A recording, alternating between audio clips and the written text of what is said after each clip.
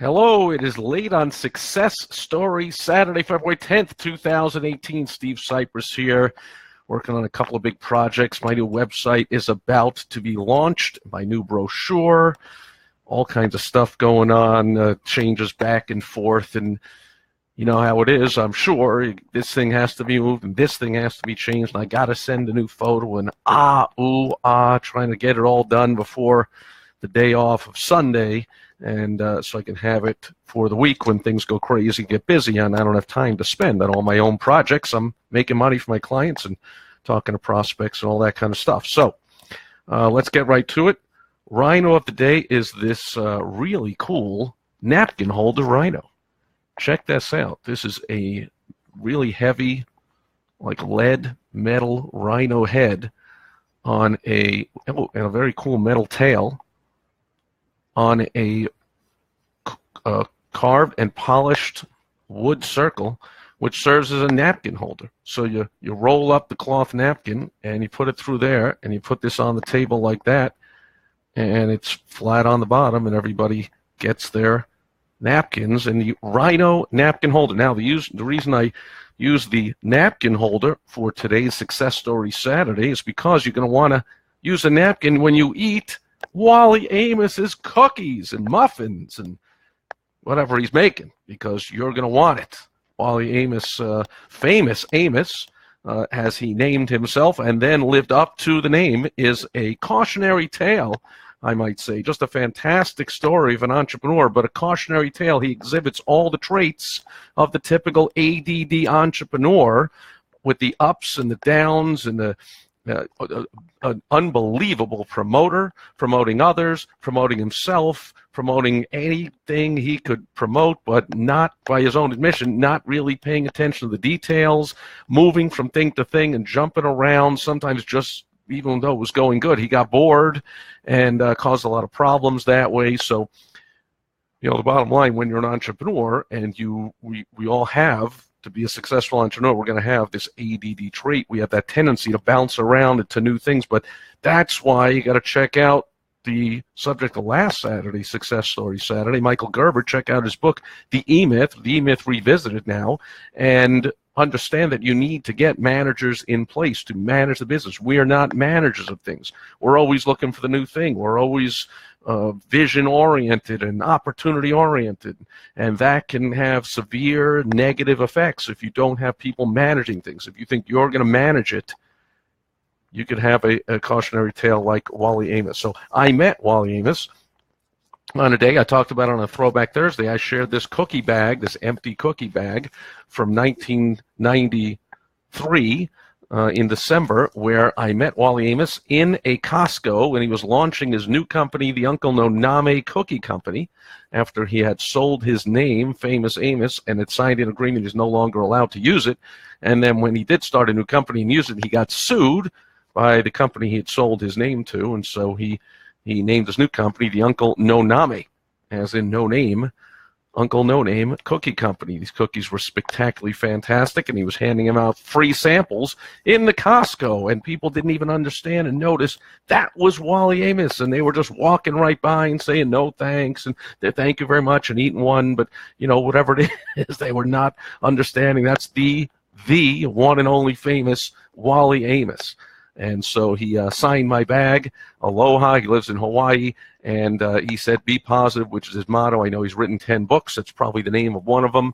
They are baked with aloha, baked with love, everything he did. I mean, just a joyous, loving person from everything you hear. And I met him in person and observed him with people turning him down for whatever reason. You know, they're diabetic, or they're on a diet, or they don't take food from strangers, or they won't eat anything that isn't wrapped, or whatever. They're in a rush. They're in a bad mood. Like, never stop being unbelievably joyful, positive, loving everybody. I mean, that's Wally Amos.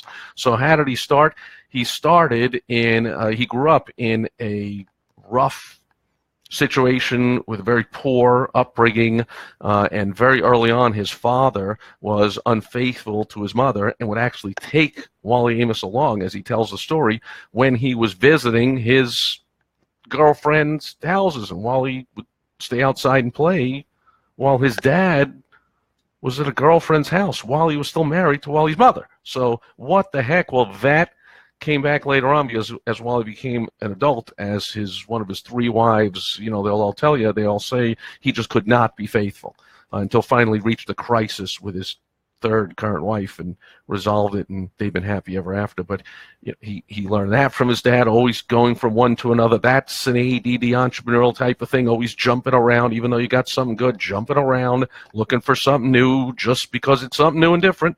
Not so good in the personal life. So he had multiple kids with the multiple parents, and they said, he was not a good dad. He even said he was not a good parent. He was not a good husband. He was not a good person. So even though out there he was Wally Amos, the joyful, buoyant, loving everybody, amazing promoter, baked with love, incredible cookies, and yet he says, I was not a good person. I think he's being a little harsh on himself, but his kids and his wife now say everything is patched up, and they have great relationships, and everything is great. And so what a great happy ending. But again, cautionary tale, why go through all that if you don't have to? So hopefully as an entrepreneur, we put the brakes on those areas of our life that if we let them get carried away, they can become negative. So they're tremendously positive. There's looking for opportunity and having vision and launching new ideas. It's tremendously positive. Of course, the world needs that. There's a very small percentage of people or entrepreneurs that are creating everything for the entire world.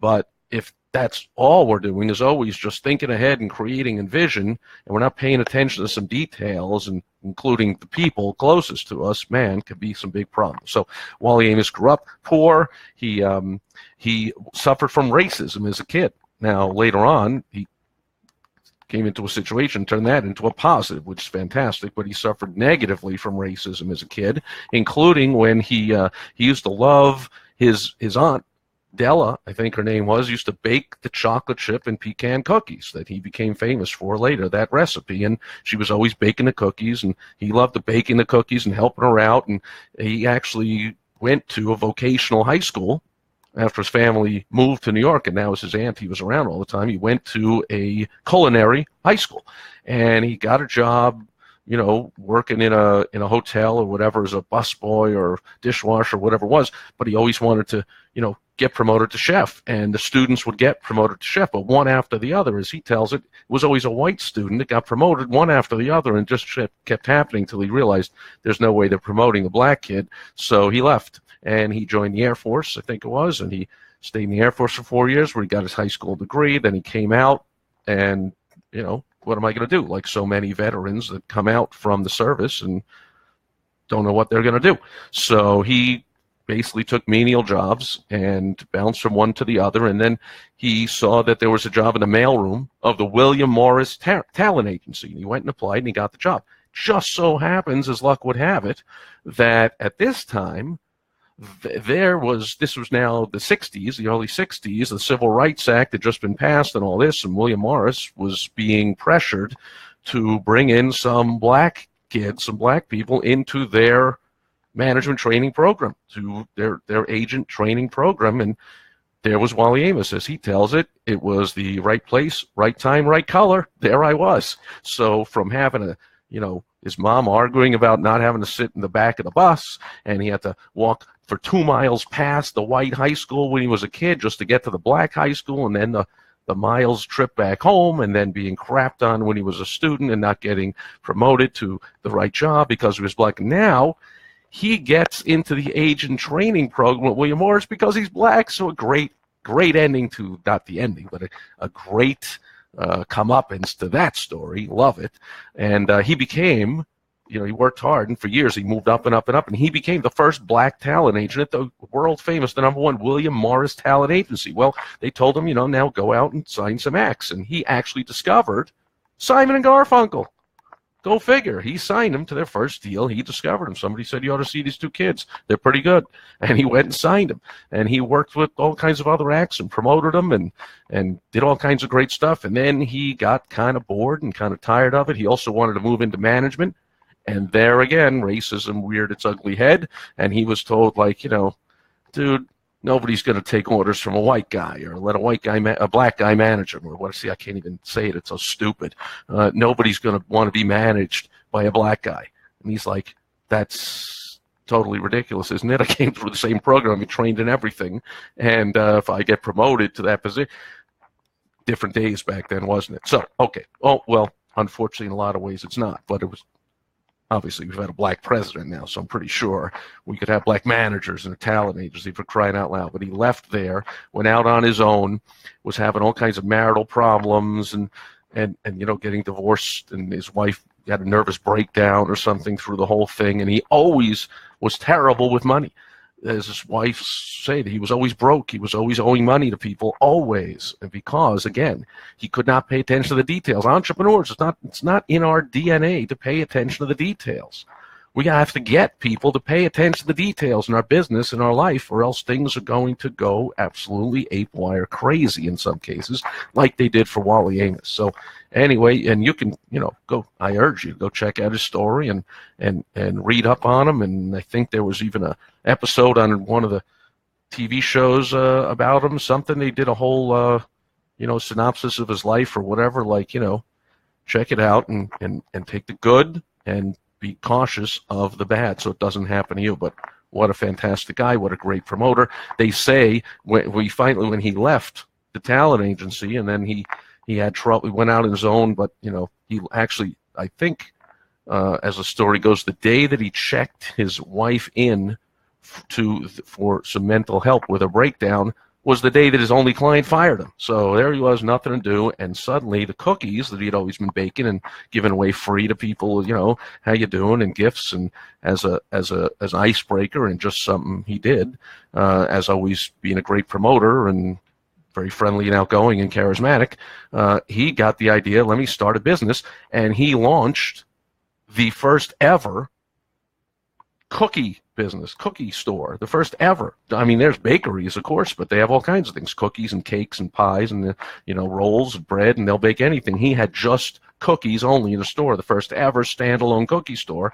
He raised the money to do it from some of his celebrity friends. So I think it was Marvin Gaye gave some money, and Helen Reddy gave some money, and somebody else gave some money. He raised all the money from these celebrities that loved him and knew him, and knew that he had all these ups and downs and troubles, and wished him well, and gave some of the money and helped promote him. And of course that helps promote. There's another great lesson for entrepreneurs. If you can get celebrities to promote you and talk about you with their platform, you can get off to a good start in your company. So he did. And then big break in his cookie company. He had a couple of locations. I think he had two around LA, and he had one here in Arizona in Tucson. But he actually, Bloomingdale's in New York, the department store, actually signed a contract to sell his cookies. Bloomingdale's, big break. Now he was going, across the nation. And I think they only lasted a year or two on that contract. And then he signed a contract with Macy's. Well, what happens with Macy's? What are they connected to? Hint. Maybe you watch it every year. It's the Macy's Thanksgiving Day Parade. Well, look what happened. Wally Amos got a float in the Macy's Day Thanksgiving Parade, and there he was riding down the street, and everyone going, what the heck? You watch the parade, and they're like, this marching band is from whatever, this float is from this, and you're like, who are they? What's going on? Hoo-ha. There was Wally Amos, and everyone's going, what is that? What's going on? But, they got that 30-second blurb. They read off the card. He makes the most delicious cookies in the world. Even though there was no internet. If there wasn't internet, his website would have completely crashed that minute. But even still, phone rang off the hook. He became long story short, became a household name. That just launched him into the stratosphere. And he even said at one point, I think he said that he became more famous than the incredible famous acts that he used to promote. Not so sure he's more famous than the Supremes and Simon and Garfunkel and Marvin Gaye, but his name is Famous Amos, so technically he's more famous than all of them. Okay, anyway. So he built the cookie company, and he had that company for 10 years, did really well. Again, his non-attention to detail came up and bit him in the butt. He was always miscalculating the money. He was always short. He was always not having the money. And a growing business, not having money is a death knell, right? So growing too slow is bad, but growing fast can very often, for an entrepreneur, be worse, be a lot more problems than growing slow, because you need a lot more money and you need a lot more structure. And a lot of entrepreneurs are just not prepared for it. So I've seen, and I've helped, actually, unwittingly, my marketing strategies and tactics have helped companies grow too fast than they could have. They couldn't support it, and it actually, unfortunately, I've accelerated the demise of some companies, and when I learned that was happening, now I ask some questions before I take somebody on to make sure that I believe that they can handle the capacity of all the business I'm going to bring them. Otherwise, big trouble. And that's what happened to Wally Amos. The company grew fast, but without the attention to detail, basically, he kept having to sell off more and more of the equity to get cash until he had zero equity left, and it was all gone after 10 years. So a few years later, he did start another name, another company, Wally Amos's Cookies, whatever. That's when he got sued. Oh, you're not allowed to use the name Wally Amos. He was like, what's up with that? Famous Amos, you're not allowed to use it. That's my name. Nope, can't use it. Okay. It had become a trademark, not just his name, right? I mean, he could use his name, of course, walking around the street, signing checks, saying, hey, I'm Wally Amos, but he couldn't use it in the cookie industry, right? So, ouch. That's when he started another company.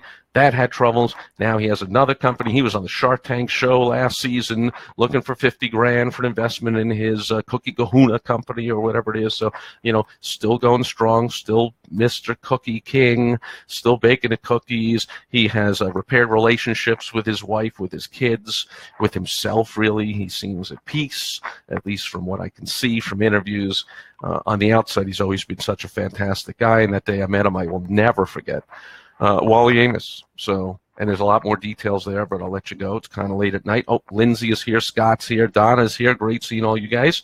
And that's about it. I don't see any questions, comments, concerns, issues. By all means, please look them up. And if you ever get the chance to meet Wally Amos, thank your lucky stars. Man, what? I mean, not only is he impressive because he's a tall, imposing character, but man, he just takes over any room he's in, is what everybody will ever tell you. It doesn't matter if when he was working in the mail room and he would come deliver the mail to the CEO and the executives and the talent agents. I mean, some pretty big stars of charismatic people, right? Of taking up rooms, and yet he became the star of wherever he was. Like, wow, what a super guy, super story, great entrepreneur. He's written 10 books, does all kinds of work for kids, all kinds of charity things, like just so much love, so much joy, such a great guy. And if you have any of that, or even 1/10 of that, by all means, capitalize it, but also please, please, please, please, please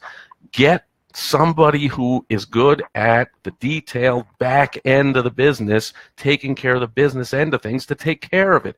So you, first of all, don't even try and do that stuff because you're not good at it. You're going to mess it up. Second of all, every minute you're wasting time doing something you're not good at and you don't like is time away from doing what you are great at. So stick to what you're great at and get other people to do the stuff that you don't like to do, you don't want to do, you're not good at, but it needs to be done.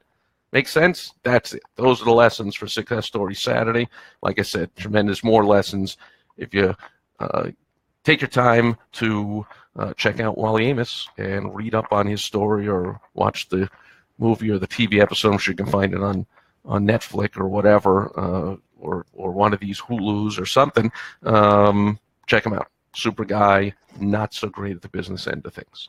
Like many entrepreneurs are, but there's a cure for that. That's it for Success Story Saturday. Thanks, everyone, for being here live and on the replay, and I will catch you tomorrow. I'll just check in on Sunday Fun Day, and then I'll be back Monday with another business lesson on Direct Mail Monday, and I will catch you tomorrow, and I'll catch you Monday. Bye-bye.